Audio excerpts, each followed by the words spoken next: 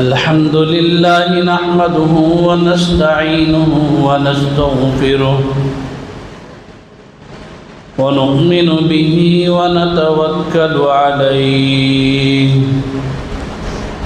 ونعوذ بالله من شرور أنفسنا ومن سيئات أعمالنا من يهده الله فلا مضل له ومن يضلله فلا هادي له أشهد أن لا إله إلا الله وحده لا شريك له وأشهد أن سيدنا ومولانا محمدا عبده ورسوله أما بعد فأعوذ بالله من الشيطان الرجيم بسم الله الرحمن الرحيم وإذ قال ربك للملائكة إني جاعل في الأرض خليفة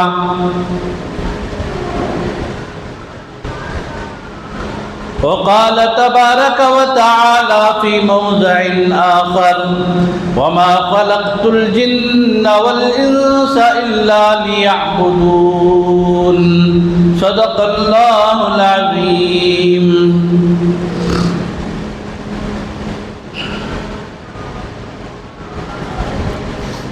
محترم بھائیو، بزرگوں، عزیز دوستوں،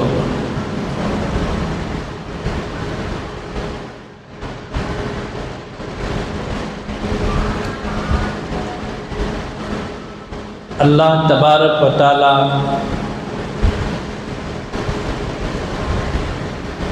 قرآن کریم میں ایک موقع پر ارشاد فرماتے ہیں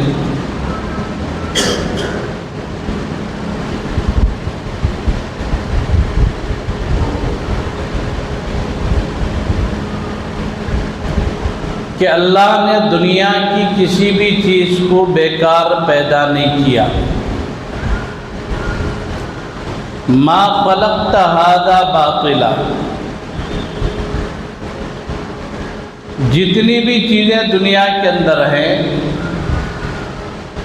کوئی بھی چیز بے مقصد، بیکار یا ناکارہ طور پر پیدا نہیں کی گئی. ہر چیز کے پیدا کرنے میں اللہ کی حکمت اور مصلحت ہے.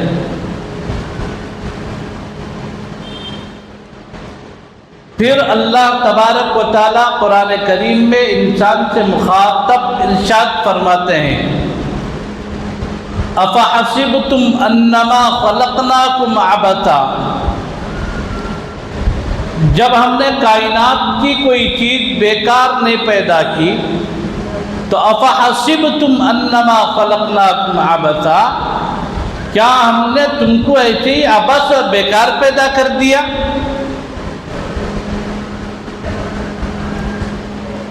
تو پھر انسان کے پیدا کرنے میں اللہ کا راز کیا ہے؟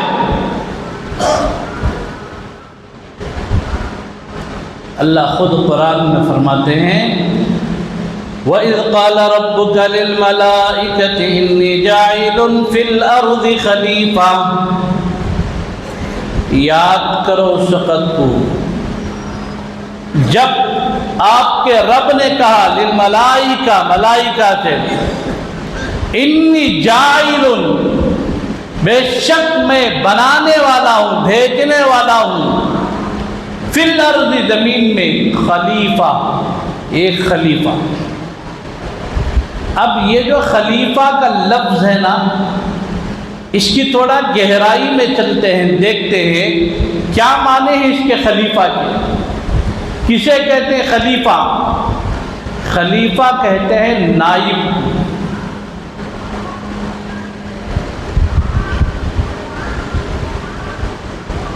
بادشاہ ہے، اس کا جو نائب ہوتا ہے وہ اس کو خلیفہ کہتے ہیں اس کا. اسی طرح امام صاحب مصلی پر جو کھڑے ہو کر نماز پڑھاتے ہیں، اصول و ضابطے کے تحت بالکل امام کے پیچھے ایسے آدمی کو کھڑا ہونا چاہیے اگر کسی بھی وجہ سے پیچھے والے کو ضرورت محسوس ہو کہ آگے بڑھ کر نماز کنٹینیو کر سکے تو اس کے اندر اتنی قابلیت ہونا کہ انہیں آگے بڑھ کر نماز پوری کرنا، اسے اس کا خلیفہ کہتے ہیں۔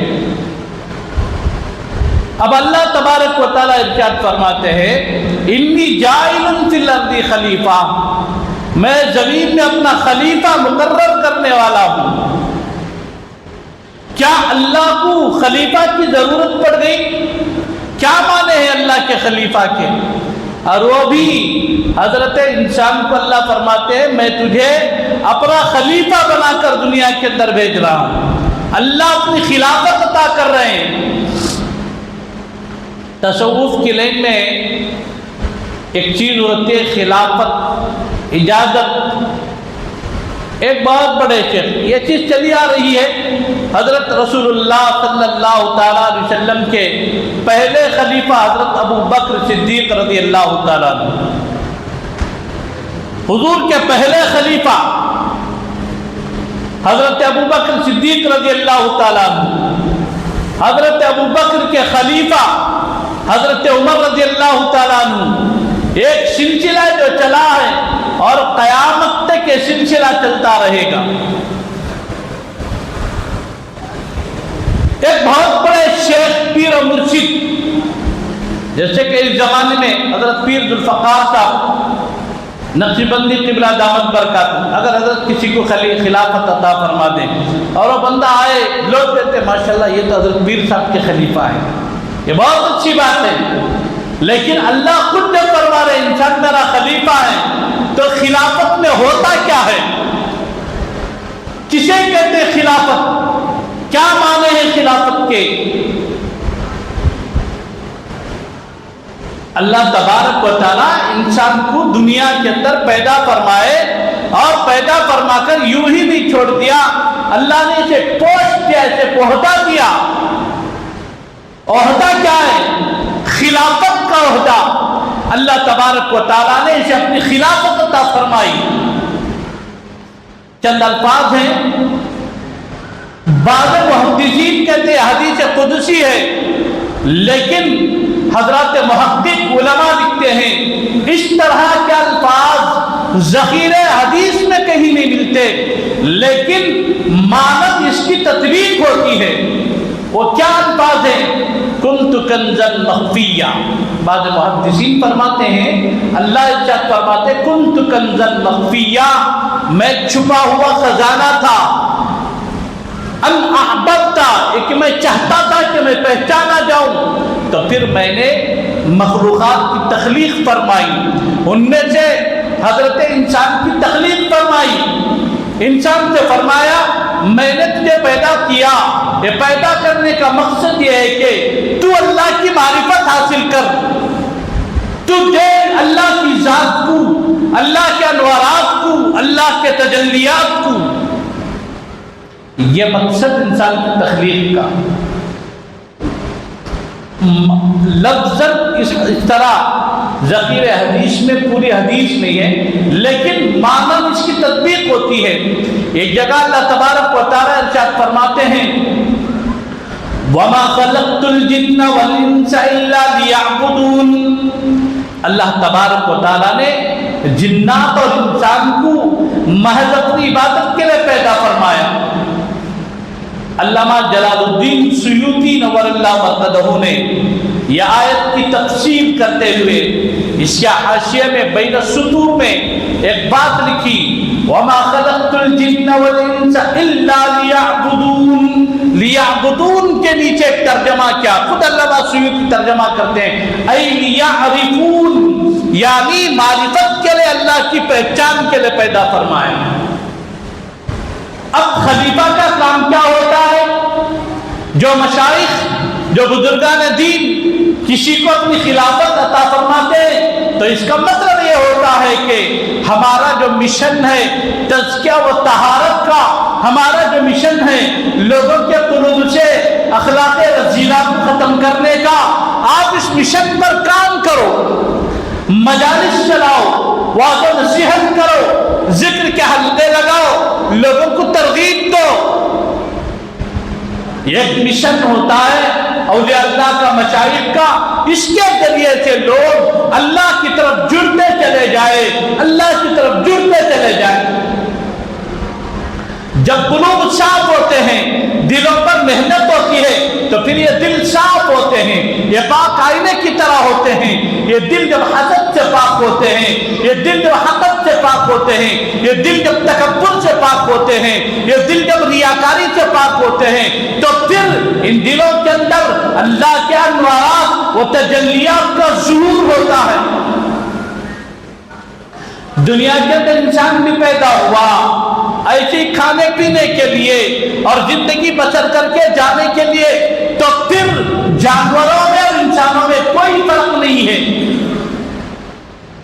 بلیاں بھی پیدا ہوتی ہیں، کھا پی کر بچے پیدا کر کے مر جاتی ہیں۔ چوہے بھی پیدا ہوتے ہیں، کھا پی کر بچوں کی تخلیق کر کے مر جاتے ہیں۔ اونٹ، گائے، بیل، بکریاں، جتنے بھی جانوروں کی مثال اٹھا لیجئے، کھانا پینا، بچے پیدا کرنا، پھر اس کے بعد مر جانا۔ اگر یہی بات انسانوں کے اندر بھی ہے تو پھر انسان اور جانور کے پیدا کرنے میں فرق کیا رہ گیا؟ انسانوں کے اندر اور جانوروں کے اندر ایک فرق ہے، وہ فرق ہونا چاہیے۔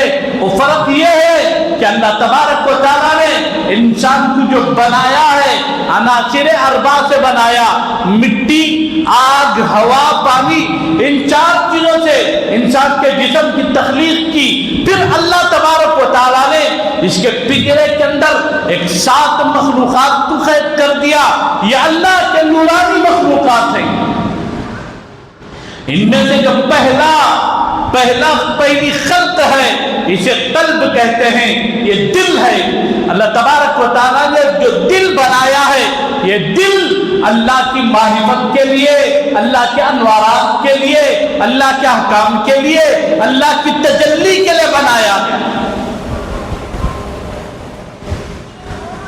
اب اس کے اندر اللہ کا نور، اللہ کی تجلی آتی کیسی ہے؟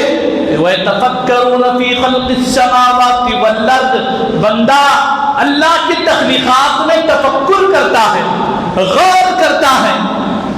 جتنی بھی محنتیں ہو رہی ہیں، چاہے خانقاہ کی لائن سے ہو، دعوت و تبلیغ کی لائن سے ہو، مدارس کی لائن سے ہو، یا پھر جتنے بھی دین کے شعبوں میں کام ہو رہا ہے، ان ساروں کا مقصد یہ ہے کہ اللہ کے بندوں کو اللہ کی معرفت حاصل ہو جائے، اللہ کے بندے اللہ کو پہچاننے والے بن جائے۔ اب خلافت کے اندر ہوتا کیا ہے؟ خلیفہ کی ایک صفت یہ ہوتی ہے فی تنفیذ احکامہ، اس کے اندر احکامات کے نافذ کرنے کی صفت اور صلاحیت رکھتی ہے۔ اب یہ صفت، یہ صلاحیت فرشتوں کے اندر نہیں ہے۔ فرشتے، ایک فرشتہ ہے جبریل جو وحی لا کر صرف پیغمبروں کو دے دیتا ہے۔ اللہ کے حکم سے پورا قرآن لایا، پیغمبر حضرت محمد رسول اللہ صلی اللہ علیہ وسلم کو دے دیا۔ پوری تورات لائی، پیغمبر کو دے دی۔ پوری زبور لائی، پیغمبر کو دے دی۔ پوری انجیل لائی، پیغمبر کو دے دی۔ 4 کتابیں 4 پیغمبروں کو عطا کر دی۔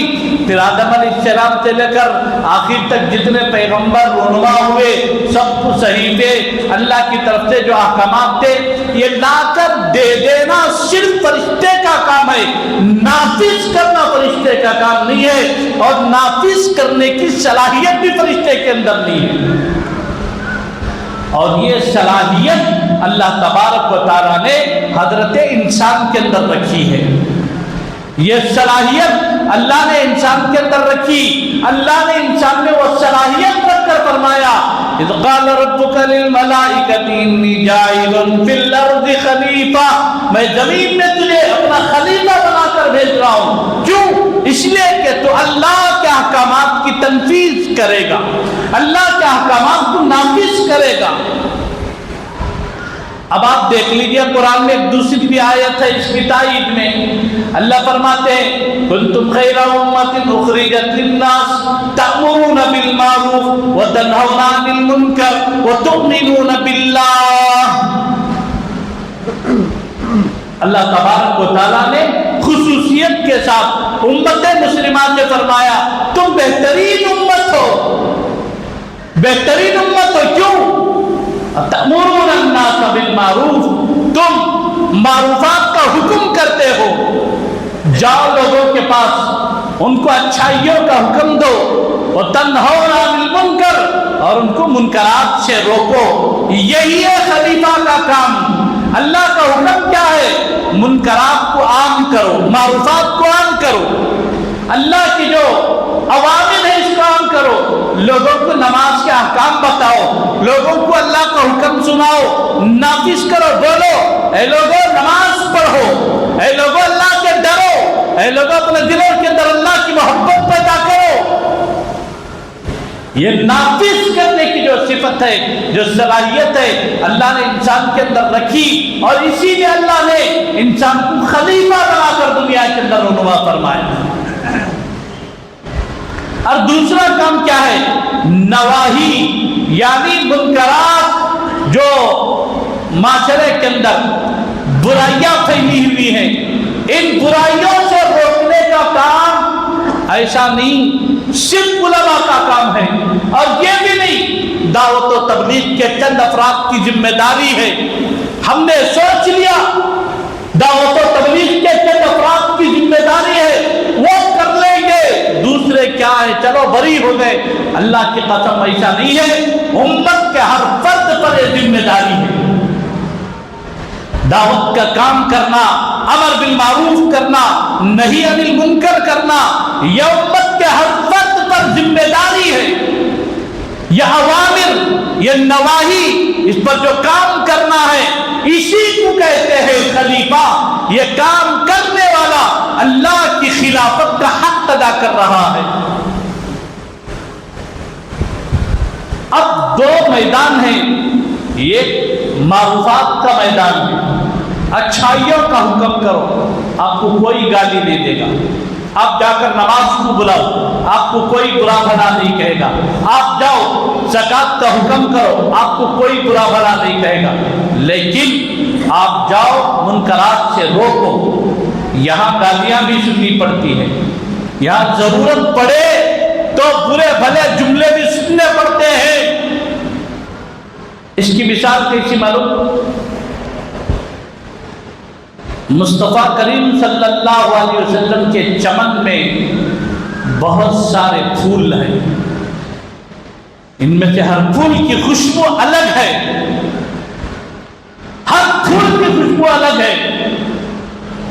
کچھ پھولوں میں مٹھاس ہے، جیسے چمن مصطفیٰ کا پھول حضرت ابو بکر صدیق رضی اللہ تعالیٰ عنہ، یہ وہ مزاج ہے، بالکل نرمی ہی نرمی، ہمیشہ مٹھاس ہی مٹھاس۔ لیکن شریعت مصطفی میں تبدیلی کا جب مسئلہ آیا، حضور کے احکامات میں جب ذرہ برابر گڑبڑی آئی، اب تک جو ابو بکر میٹھی خوشبو دینے والا پھول ہے، حضور حضرت ابو بکر کھڑے ہو گئے اور فرمایا اَيُنْتَصُ الدِّينُ وَأَنَا حَيٌّ، ابو بکر زندہ رہے اور نبی کے دین کے اندر ترمیم تخفیف ہو، یہ ابو بکر کو گوارا نہیں ہے۔ جب جیسے ضرورت محسوس ہوتی ہے، اسی مزاج پر اللہ تبارک و تعالیٰ قیامت تک علماء کو بھی پیدا کرتے رہیں گے۔ امت کو جب جیسی ضرورت پڑے گی، اس وقت اس طرح کی رہبری، اس وقت اس طرح کے خطابات، اس موقع پر اس طرح کا رب و لہجہ اپنانا ضروری ہوتا ہے۔ اب میں آپ کو اس سے ایک مثال سے سمجھا دیتا ہوں۔ بعض مرتبہ علماء جان بوجھ کر سخت نہیں بولتے، حالات ایسے آ جاتے ہیں، مجبوریاں ایسی رہتی، اس وقت امت کو دلدل سے نکالنا مقصود ہوتا ہے، کفر سے بچانا مقصود ہوتا ہے، فسق و فجور سے بچانا مقصود ہوتا ہے۔ اس وقت کچھ سخت لب و لہجہ، کچھ بولنے کے انداز الگ، یہ سب نبیوں سے بھی ثابت، صحابہ سے بھی ثابت، اس طرح کے طور طریقے بالکل رائج ہیں۔ میں آپ کو اسے ایک مثال سے سمجھا دیتا ہوں۔ ایک آدمی گھر میں سویا ہوا ہے، اب اسے جگانے کا مسئلہ آ گیا۔ اب جا کر اسے جگاؤ، اسے کہو بھائی جاگ جا، بھائی فجر کا وقت ہو گیا، بھائی تیری آنکھ لگ گئی ہے، تو اٹھ جا۔ اس کے دروازے کو کھٹکھٹا رہے، آواز دے رہے، کب تک آواز دیں گے؟ فجر کی اذان، فجر کی اقامت کھڑی ہو گئی، جماعت بھی ہو گئی، لیکن اب بھی وقت نکلنے میں 2 لحظے 3 لحظے باقی ہے، تب بھی دستک، تب بھی آواز، لیکن ایک آدمی اٹھ ہی نہیں رہا۔ اب کیا کرتے ہیں؟ ایک مرحلہ یہ ہوتا ہے کہ مجبور ہو کر چلے جاتے ہیں، چلو ہم نے کوشش تو کی ہے، اب جاگنا یا سوئے ہوئے پڑے رہنا ان کی اپنی ذمہ داری ہے، ہمارا کام جگانا تھا، ہم نے جگا تو دیا ہے۔ لیکن ایک مرحلہ یہ ہوتا ہے، آگ لگ گئی ہے گھر میں، اب کوئی بھی عقل مند اسے جا کر یہ نہیں کہے گا بھائی تو اٹھ جا، بھائی تو بیدار ہو جا، دیکھو اٹھ جاؤ بیدار ہو جا، اب نہیں، اب ہاتھ پکڑ کر کھینچ کر زبردستی اسے گھر کے باہر کھینچ کر لاتے ہیں۔ کیوں؟ اسی میں اس کی جان کی سلامتی ہے، اسی میں اس کے لیے عافیت ہے۔ اگر اس وقت سختی نہ کی جاتی، اس کا ہاتھ پکڑ کر کھینچا نہ جاتا، اس کا پیر پکڑ کر کھینچ کر اسے باہر نہ لا جاتا، تو پھر اس کی جان خطرے میں تھی، وہ جل کر راکھ ہو جاتا، وہ مر جاتا، وہ حق و غرق ہو جاتا۔ بالکل اسی طرح ایک آدمی ایسے ماحول میں چلا گیا کہ ایسے حلقوں میں بیٹھ رہا ہے، ایسے جمع غفیر میں بیٹھ رہا ہے، اس کا ایمان سلب ہونے کے قریب قریب ہے، اسے ایمان اور کفر کی تمیز ختم ہو گئی ہے۔ اب ایسے موقع پر اس کے ساتھ تھوڑی سی سختی، اسے ہاتھ پکڑ کر کھینچو، اس کا پیر پکڑ کر کھینچو، کبھی اس کے گریبان میں ہاتھ ڈال کر کھینچ کر باہر لے کرو، تاکہ اس کے ایمان کی حفاظت ہو سکے، اس کے ایمان کی سلامتی ہو سکے۔ اس طرح جب جیسی ضرورت پڑے احکامات کا نفاذ کرنے والے کو خلیفہ کہتے ہیں۔ یہ مطلب ہوتا ہے خلیفہ کا، اللہ کے احکامات کی تنفیذ کرنا، اللہ کے احکامات کو نافذ کرنا۔ اب پھر اللہ تبارک و تعالیٰ کا راز کیا ہے اسے پیدا کرنے میں؟ ساری مخلوقات میں اللہ تعالیٰ نے صرف انسان سے فرمایا، انسان میں نے تجھے پیدا کیا، کیوں؟ اس لیے کہ تو میری معرفت حاصل کر، میری پہچان حاصل کر۔ اب اللہ کی پہچان کیسی ہوتی ہے؟ کیسے پہچانا جائے اللہ کو؟ قرآن کریم میں ہے وَيَتَفَكَّرُونَ فِي خَلْقِ السَّمَاوَاتِ وَالْأَرْضِ، زمینوں اور آسمانوں میں جو اللہ کی تخلیق ہے اس پر غور و فکر کرتے ہیں۔ ایک کام کرو، اللہ کی قدرت کو سمجھنا ہے، سیدھے ایک بڑے گھنے جنگل میں جا کر کھڑے ہو جاؤ، بات کرو درختوں سے، پوچھو کتنے درخت ہیں، ہر درخت کے پتے کے رنگ الگ ہیں، پوچھو کون ہے ان درختوں کے پتوں میں ہرا رنگ بھرنے والا؟ ایک دو پتے نہیں، لاکھوں کروڑوں کے نہیں، اربوں خربوں کے نہیں، ان گنت پتے درختوں پر ہیں، ہر پتے کا رنگ ہرا بھرا ہے۔ کون ہے جو اتنے پتوں کو پینٹنگ کرتا ہے؟ پھر ان درختوں کے اندر جو پھول اگ رہے ہیں، ان پھولوں کو دیکھو، ہر پھول کی رنگت الگ ہے، کہیں کالے پھول، کہیں پیلے، کہیں نیلے، کہیں ہرے، کہیں کچھ مختلف رنگ برنگ پھول نظر آ رہے ہیں۔ پوچھو ان پھولوں سے کون ہے جو تمہارے اندر اتنے رنگوں کے، اتنے قسم کے رنگ بھر رہا ہے؟ کون سی ذات ہے؟ پھر ان پھولوں سے اللہ تبارک و تعالیٰ پندے بنا رہے ہیں، پھل بنا رہے ہیں، اور وہ پھل جو پک رہے ہیں، ہر پھل کی خوشبو الگ ہے، ہر پھل کا مزہ الگ ہے، ہر پھل کی رنگت الگ ہے۔ پوچھو ان پھلوں سے کون ہے جو تمہارے اندر خوشبو پیدا کر رہا ہے؟ کون ہے جو تمہارے اندر رنگ بدل رہے ہیں؟ کون ہے جو تمہارے اندر مٹھاس پیدا کرتا ہے؟ خوشبو ہے، مٹھاس ہے، مزہ ہے، ذائقہ ہے، کون ہے وہ کرنے والا؟ پورے جنگل کے اندر، بڑے بڑے جنگلات کے اندر بڑے بڑے پھل پھلاریاں فروٹس نکلتے ہیں، ان کے پتوں کے رنگ الگ، ان کے پھولوں کے رنگ الگ، ان پھلوں کے رنگ الگ، ان کی خوشبو الگ، ان کے ذائقے الگ، ان کے مزے الگ۔ کون کرتا ہے یہ سب؟ وہی ذات ہے جسے هو اللہ الذی لا الہ الا ہو کہتے ہیں۔ اللہ لا الہ الا هو الحی القیوم، وہ ذات ہے جو یہ سب کرشمے دکھاتی ہے، یہ سب کچھ کرنے والی ذات اللہ کی ہے۔ بندے یہ سب دیکھ اور غور کر، اللہ واقعی تیری قدرت ہے، واقعیتاً تو ہے، اور سوچو کہاں ہے؟ جب اپنے آپ کے اندر ٹٹولو، کیا میرے اندر بھی تو ہے؟ وفی انفسکم افلا تبصرون، اللہ فرماتے ہیں میں تمہارے اندر ہی ہوں، غور کرو۔ افلا تبصرون، کیا تم نہیں دیکھتے؟ کیا تم غور و فکر نہیں کرتے؟ اپنے آپ میں غور و فکر کرو، پھر غور و فکر کرتے کرتے پوچھو اللہ تو کہاں ہے؟ اللہ سے پوچھو اللہ تو کہاں ہے؟ اللہ فرماتے میں تیرے دل میں ہوں، اللہ فرماتے میں تیرے دل میں ہوں۔ جھانک اپنی دل کی کھڑکی کے اندر، جب بندہ جھانکتا ہے تو تاریکی نظر آتی ہے۔ شروعات جب یہ ساری چیزوں پر غور و فکر کرنے کے بعد اللہ کی تخلیقات، جانوروں میں کتنے ہیں، پرندوں میں کتنے ہیں، ان پرندوں کے پروں کے رنگ کتنے ہیں، کون ہے یہ سب کرتا ہے، پھلوں پر غور کرو، پھولوں پر غور کرو، درختوں پر غور کرو، مٹی کی رنگت پر غور کرو، پہاڑوں کی بلندی پر غور کرو، ٹھاٹے مارتے ہوئے سمندر پر غور کرو۔ غور کرنے کے بعد پوچھو اللہ کون ہے جو تیرے علاوہ کے سب کرتا ہے؟ تو ہی ہے۔ ان اللہ علی کل شیء قدیر، جو ہر چیز پر قادر ہے۔ پھر اللہ سے پوچھے، سب ساری چیزیں ذہن میں ایک طرف رکھو، رکھنے کے بعد اللہ سے پوچھو اللہ اب تو ہے کہاں؟ اللہ کی طرف سے آواز آتے تیرے دل میں ہوں، تو جھانک اپنے دل میں۔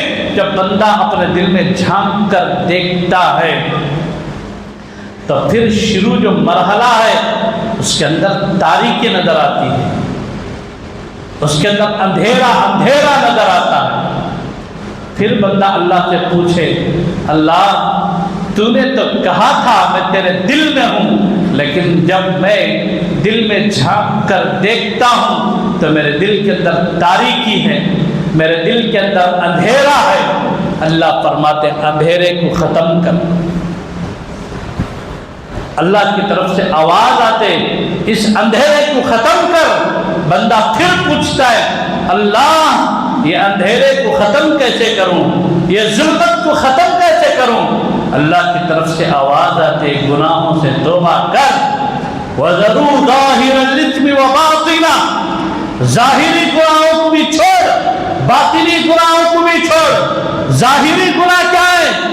آنکھوں کی حفاظت نہیں ہو رہی ہے، کانوں کی حفاظت نہیں ہو رہی ہے، دل کی حفاظت نہیں ہو رہی ہے، دماغ کی حفاظت نہیں ہو رہی ہے، کسی کو گالی دے رہا ہے، کسی کی غیبت کر رہا ہے، کسی کے خلاف بول رہا ہے، کسی کی چغلی کر رہا ہے، کسی کے خلاف کچھ کر دے رہا ہے، یہ سب ظاہری گناہ ہیں۔ اللہ فرماتے ہیں وَذَرُوا ظَاهِرَ الْإِثْمِ، ظاہری گناہوں کو چھوڑ، وَذَرُوا ظَاهِرَ الْإِثْمِ وَبَاطِنَهُ، اور باطن کے گناہوں کو بھی چھوڑ۔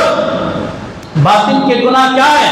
حسد ہے، تکبر ہے، کینہ ہے، عداوت ہے، بغض ہے، اور سب سے بڑا جو اندرون مرض بیٹھا ہے وہ تکبر ہے۔ اللہ فرماتے ہیں ان ساری چیزوں سے دل کو پاک کر دیکھ، پھر میں نظر آتا ہوں یا نہیں؟ اب اس کے لیے بہت پاپڑ بیلنے پڑتے ہیں، یا ایسا ہی نہیں ہو جاتا۔ بخار آ گئی، اب تو چل رہا نا دور ملٹی میڈیا کا، نہیں 100 کا دور چل رہا ہے۔ بخار آ گئی، سرچ کرا یوٹیوب میں پیراسیٹامول 500 mg، مار کو دیکھ رہا بیٹھ کر۔ اب اس میں کیا انہیں بتاتا ہے پیراسیٹامول 500 mg کیا وقت ہے، کہیں کو لے کر کھا لیا۔ یہ ایکشن، صبح کو اٹھ کو دیکھا تو منہ پورا پھگا ہے، انکھیاں پھگی، باوا پھگی، کیا ہوا ہے؟ کہ آپ نے ذرہ بخار تھی ایک پیراسیٹامول لے کا کھایا کئی کو بھی کیوں کھایا پہلے ڈاکٹر کنجا دکھا اب ڈاکٹر کنجا بھی نے جاتا جان بیٹھتا ہے تو ڈاکٹر کیا آتا ہے اس کی بیماری چیک اپ کرتا ہے بخار کون سی بخار اس کا پرسنٹیج کتنا ہے اس کا باڈی ٹمپریچر کتنا ہے پورا انہیں چیک کر کے اس کے بعد انہیں بھی پیراسیٹامول لکھتا تو ایم جی کم کرتا کی زیادہ کرتا کی لیکن ڈاکٹر کے لکھنے کے بعد اب وہ جو دوائی کھا رہا ہے اب اللہ تعالیٰ شفا عطا کر رہے ہیں یہ اصول و ضابطہ ہے ظاہری جسم بیمار ہو گیا ڈاکٹر کے پاس گئے بغیر خود سے گولیاں خود سے ٹیبلٹ اس کا سائیڈ افیکٹ کیا جب روح بیمار ہو جاتی ہے روحانی ڈاکٹروں کے پاس گئے بغیر اس کا علاج ہم خود کر رہے یہ ممکن ہے یہ تو بہت نازک مرحلے ہیں اب اللہ تبارک و تعالیٰ نے اسی کے ماہر پیدا کر کے رکھا ہے دنیا کے اندر اب ان کے پاس جاؤ بیٹھو بعض مرتبہ تو حالات ایسے تھے کچھ کہنے کی بھی ضرورت نہیں پڑتی بس بیٹھو بیٹھ کر اتنا کہ حضرت دعا کی درخواست کر کے اٹھ کر آ جاؤ پھر وہاں سے جو چیز عطا ہوتی اللہ کی طرف سے وہ بہت بہترین رہتی تو بالکل اسی طرح اندرون جو بیماریاں ہیں اور ظاہر کی جو بیماریاں ہیں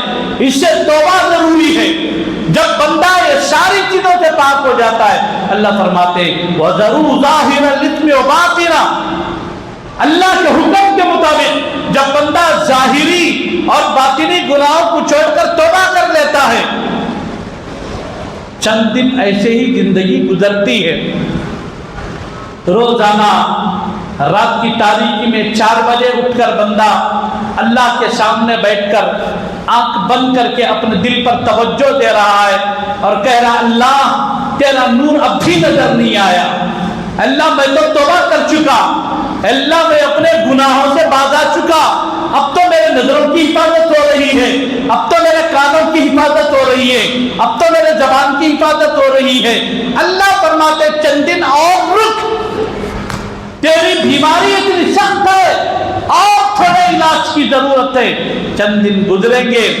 پھر دل کے اندر جھانکے گا اللہ کے انوارات و تجلیات کا جو ظہور ہوتا ہے اللہ بندے کو اپنے آنکھوں سے دکھا دے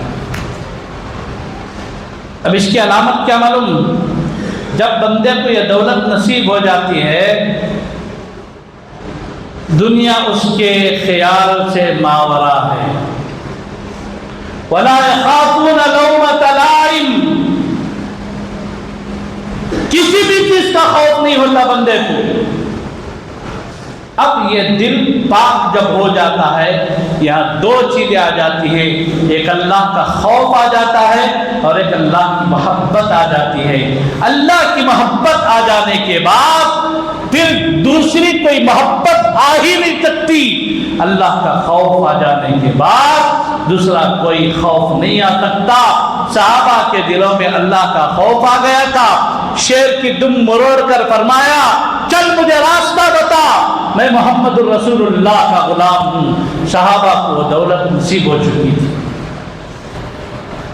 اور صحابہ کو یقین اتنا آ چکا تھا ہاتھ سے چکی چلا دیا نماز کے لیے کھڑ گئے آٹا گر رہا ہے صبح کو نبی علیہ السلام کے پر خدمت میں گئے فرمایا یا رسول اللہ رات کو اس طرح کا واقعہ پیش آیا حضور فرماتے اگر چکی بند نہ کرتے تو قیامت تک اس میں سے آٹا نکلتا یہ یقین کی دولت تب نصیب ہوتی ہے نوجوانوں اسی کو کہتے ہیں اللہ کی معرفت اور خلیفہ کا مطلب یہ ہے کہ حقیقت میں انسان جب اللہ کا خلیفہ بن جاتا ہے اللہ کا نائب بن جاتا ہے تو پھر اللہ کی مدد اور نصرت کے دروازے کھل جاتے ہیں تو بندے کو اللہ تعالیٰ نے جو تخلیق فرمایا وہ راز خداوندی یہی ہے کہ انسان اللہ کو پہچانے یہ دنیا کے اندھیرے میں میں اللہ کی معرفت کے نور کے سہارے چلنا سیکھ لیں۔